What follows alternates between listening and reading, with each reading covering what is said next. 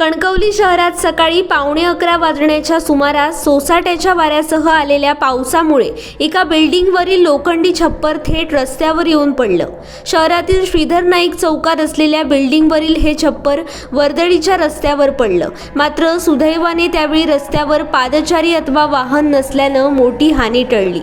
सदरच्या 7 मजली इमारतीवर लोखंडी छप्पर उभारण्यात आलं होतं। काही मिनिटाच्या जोरदार वाऱ्यामुळे हे छप्पर काही वेळ हवेत होतं, तेथून ते थेट रस्त्यावर येऊन कोसळलं। या बिल्डिंग वरना उडाली शेड ती डायरेक्ट ही बघा ही बघा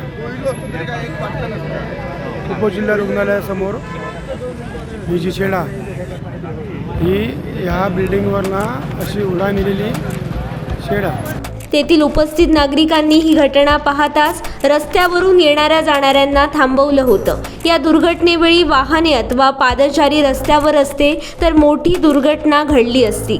घटनेनंतर घटनास्थळी मोठी गर्दी झाली होती। घटनास्थळी पोलीस, नागरिक, नगरपंचायत कर्मचारी दाखल झाले होते।